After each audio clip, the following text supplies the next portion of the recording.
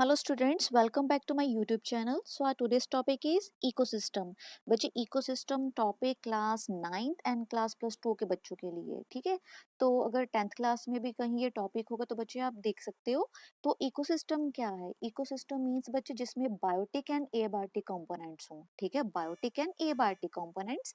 Biotic components means living components होंगे, living organisms होंगे, like plants हो गया, एनिमल्स हो गया, ह्यूमन बींग्स हो गया, right. So abiotic components means non living, ठीक है। जैसे एयर होगी, सॉइल होगी, आपके इन्वायरमेंट में जो भी चीजें अवेलेबल हैं विच आर नॉट लिविंग, ठीक है, that is called as abiotic components. तो इकोसिस्टम मिलाकर क्या है बच्चे? बायोटिक एंड एबायोटिक, जिसमें सभी की बात करेंगे, चाहे वो बायोटिक हो चाहे वो एबायोटिक हो, प्लस उनका आपस में रिलेशनशिप क्या है, आपस में कैसे इंटरेक्ट कर रहे हैं। लिविंग ऑर्गेनिज्म जैसे प्लांट्स हो गया, एनिमल्स हो गया, ह्यूमन बींग्स हो गया, माइक्रो ऑर्गेनिजम्स हो गया, इनका आपस में क्या रिलेशनशिप है, ये आपस में कैसे इंटरेक्ट कर रहे हैं, ठीक है। तो दूसरी साइड एबायोटिक इन्वायरमेंट, ठीक है, जैसे लिविंग का नॉन लिविंग के साथ क्या इंटरेक्शन है, लिविंग का लिविंग के साथ क्या इंटरेक्शन है। ओवरऑल बोल सकते हैं कि ह्यूमन बींग्स, प्लांट्स, एनिमल्स का कनेक्शन इन्वायरमेंट के साथ कैसा है, ठीक है, इन्वायरमेंट के साथ। तो जितने भी लिविंग ऑर्गेनिज्म है, ये प्लांट्स, एनिमल्स, ह्यूमन बींग जो भी है, इनका आपस में क्या रिलेशनशिप है, ये सब कुछ मिलाकर क्या बनता है? Ecosystem. So ecosystem may be defined as the interaction of relationship between biotic and abiotic components. Means इनमें जो आपस में इंट्रैक्शंस की बात करेंगे, रिलेशनशिप की बात करेंगे, किसके साथ? Biotic and abiotic. सो ये टर्म जो इकोसिस्टम है, सबसे पहले किसने क्वाइन की? टेंसले ने इन 1935, ठीक है। तो अब देखो आप, तो पहले ही आपको बच्चे बता दिया कि जो भी हमारी बायोटिक कम्युनिटी है, जितने भी लिविंग ऑर्गेनिजम्स हैं, जैसे एक बायोटिक कम्युनिटी होगी, दूसरी वाली बायोटिक कम्युनिटी होगी। बायोटिक मीन्स लिविंग, जो सांस ले रहे हैं, ठीक है, बायोटिक मीन्स, ठीक है। सपोज यहाँ पर ह्यूमंस हैं, हम लोग हैं, ह्यूमंस मीन्स इंसान, ह्यूमन बींग्स। तो यहाँ पर कौन से हैं? प्लांट्स, पेड़ पौधे। तो अब हम देखेंगे कि इन दोनों में, ठीक है, जैसे पहले ही बता दिया कि बायोटिक कम्युनिटी में के अंदर जितने भी लिविंग ऑर्गेनिजम्स हैं, उनकी आपस में इंट्रैक्शंस हो रही है, उनका आपस में रिश्ता है, एक रिलेशनशिप है। अब हम देखेंगे, एक एग्जांपल लेंगे कैसे, जैसे ह्यूमन बीइंग का हम प्लांट्स के साथ लेंगे, रिलेशनशिप क्या होएगा, ठीक है। तो जो ह्यूमन बीइंग्स हैं वो कौन सी गैस लेते हैं? O2। आप जो कौन सी गैस इनहेल करते हो? O2 लेते हो ना। कहाँ से लेते हो? प्लांट से। तो प्लांट्स कौन सी गैस को इनहेल करेंगे? CO2। इट मीन्स इनका आपस में रिलेशनशिप हो गया ना। तो ये तो O2 गैस ले रहे, किससे ले रहे हैं? प्लांट्स ले रहे हैं। तो प्लांट कौन सी गैस इनहेल कर रहे हैं, कौन सी गैस ले रहे हैं? CO2। तो CO2 गैस कहाँ से ले रहे हैं? ह्यूमन बींग्स ले रहे हैं। तो ये तो ठीक है, इनका आपस में रिलेशनशिप हो गया। तो उसके बाद बच्चे, इन बायोटिक कम्युनिटी का किसके साथ रिलेशनशिप होएगा? इन्वायरमेंट के साथ, ठीक है। एक तो इनकी आपस में इंट्रैक्शंस, और दूसरी तरफ बायोटिक कम्युनिटी की एबायोटिक इन्वायरमेंट के साथ interaction, that is called as ecosystem. तो अब यहाँ पर आप देख सकते हो कि फॉर एग्जांपल हियर, अब देखो फोटोसिंथेसिस हो रही है, कीमोसिंथेसिस हो रही है। अब वो वाले organism which can prepare their own food, जो ऑर्गेनिज्म अपना खुद फूड खुद बना रहे हैं, ठीक है, उनको क्या बोलेंगे? प्रोड्यूसर्स बोलेंगे, ठीक है, जिसको बोलते हैं स्वपोषी, ठीक है। वो वाले ऑर्गेनिज्म जो अपना फूड खुद बना रहे हैं, that is called as producers. तो इसमें टू टाइप्स ऑफ सिंथेसिस है, एक तो है फोटोसिंथेसिस, एक तो है कीमोसिंथेसिस। फोटोसिंथेसिस मींस सभी को पता है, the green plants which are able to produce their own food with the help of chlorophyll. Chlorophyll की हेल्प से, कार्बन डाइऑक्साइड की हेल्प से, सनलाइट की हेल्प से अपना फूड खुद प्रिपेयर कर रहे हैं, ठीक है जी। तो that is called as producers, green plants का हो गया। कीमोसिंथेसिस मींस वो वाले organisms with the help of chemical reactions. तो केमिकल रिएक्शन की हेल्प से अपना फूड खुद प्रिपेयर करेंगे, तो वो क्या होंगे? कीमोसिंथेसिस प्रोसेस होगा। तो दोनों अपना फूड खुद प्रिपेयर कर रहे हैं, that is why it is known as producers. ये हो गया, ठीक है जी।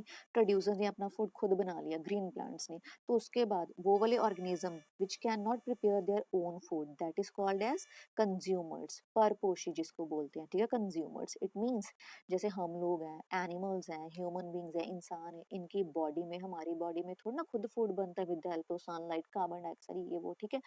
तो हम लोग क्या है? कंज्यूमर्स क्या है? किसके ऊपर डिपेंड करेंगे? प्रोड्यूसर्स के ऊपर डिपेंड करेंगे। अपना फूड किसके ऊपर डिपेंड करेंगे? ये लेने के लिए प्रोड्यूसर्स के ऊपर डिपेंड करेंगे।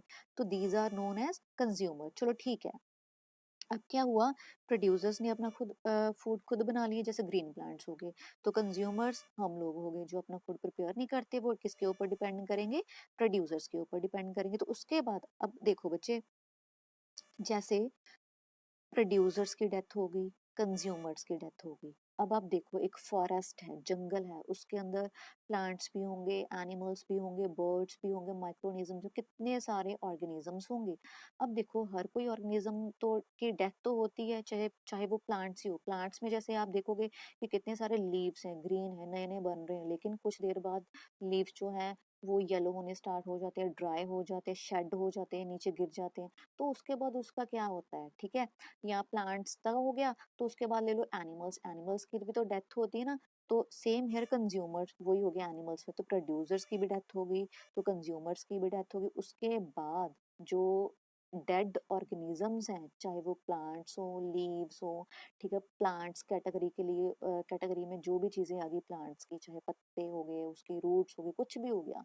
तो नेक्स्ट वन है कंज्यूमर, चाहे एनिमल्स हो गए, ह्यूमन बींग्स हो गए, बर्ड्स हो गए, कुछ भी हो गए। ये लोग जब डेड होते हैं उसके बाद इनका क्या होता है, डीकम्पोजिशन। हमेशा याद रखना, डीकम्पोजिशन मीन्स गलना सड़ना। आप देखते हो कि अगर कोई ऑर्गेनिज्म की डेथ हो गई हो, तो उसके बाद उसकी बॉडी में से स्मेल आनी स्टार्ट हो जाती है, उसकी बॉडी गलनी सड़नी स्टार्ट होती है, that is called as a decomposition. ठीक है जी, बॉडी का गलना सड़ना, that process is called as decomposition. अब देखो, ये स्मेल जो प्रोड्यूस हो रही है उसकी बॉडी में से, ठीक है, जो भी डेड ऑर्गेनिजम्स हैं, चाहे एनिमल्स हो, ह्यूमन बींग्स हो, उनकी बॉडी में से आपने कभी सोचा कि ऐसी फाउल स्मेल, गंदी स्मेल ही क्यों प्रोड्यूस हो रही है, with the help of bacteria, with the help of fungi. ठीक है जी, जो बैक्टीरिया होते हैं ना, वो उनकी बॉडी को, डेड ऑर्गेनिज्म को, उसकी बॉडी को मीन्स डिकम्पोज करते हैं। ठीक है, गलना सड़ना जो बोलते हैं ना, तो वो डिकम्पोज करेंगे। तो जो ऑर्गेनिज्म डिकम्पोज कर रहे हैं, that is called as a decomposers. Here you can see, उसे क्या बोलेंगे, डिकम्पोजर्स।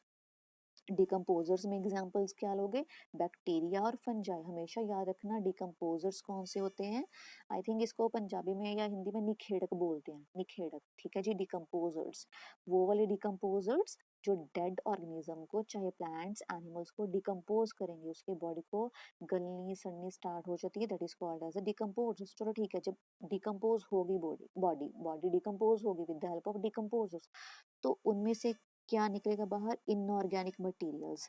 और ये जो इनऑर्गेनिक मटेरियल्स होंगे, ये वाले, ये कहाँ पर चल जाएंगे, सॉइल में, मिट्टी में। ठीक है, तो सॉइल में फिर दोबारा क्या होएगा, पता है कि प्लांट्स होंगे ना, प्लांट्स की जो जड़ें होती हैं, रूट्स होती हैं, वो कहाँ पर होती हैं, सॉइल में तो होती है ना। तो ये प्लांट्स फिर क्या करेंगे, ये इनऑर्गेनिक मटेरियल्स को फिर दोबारा एब्जॉर्ब कर लेंगे, रीअब्जॉर्ब कर लेंगे। ऐसे ही हमारे इन्वायरमेंट में ये साइकिल होता रहता है, चलता रहता है, ये बैलेंस क्रिएट करता है। देखो, डिकम्पोजर्स होंगे, है ना, ये होंगे तो तभी तो बॉडी की डिकम्पोजिशन होगी, डिकम्पोज होगी बॉडी, ठीक है, तभी तो इनऑर्गेनिक मटेरियल्स बाहर निकलेंगे। इनऑर्गेनिक मटेरियल्स कहाँ पर जाएंगे, सॉइल में। तो सॉइल में जो प्लांट्स होते हैं, उनकी रूट्स होती हैं, वो इनको एब्जॉर्ब करेगी, ठीक है जी, इनऑर्गेनिक मटेरियल्स को। तो ये हो गया इनका आपस में रिलेशनशिप, किसके साथ, प्रोड्यूसर्स का, कंज्यूमर का, डिकम्पोजर्स का।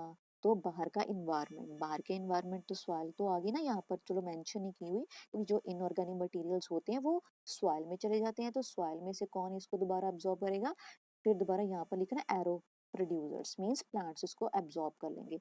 तो बच्चे, इस रिलेशनशिप को, ये रिलेशनशिप, ये इंट्रैक्शंस किस में आती है, इकोसिस्टम में आती है। So this is all about ecosystem, जिसमें हम बायोटिक की बारे में बात करेंगे, एबायोटिक के बारे में बात करेंगे, उनकी आपस में रिलेशनशिप, उनकी आपस में इंट्रैक्शंस के बारे में बात करेंगे। So now this is the end of the topic, thank you.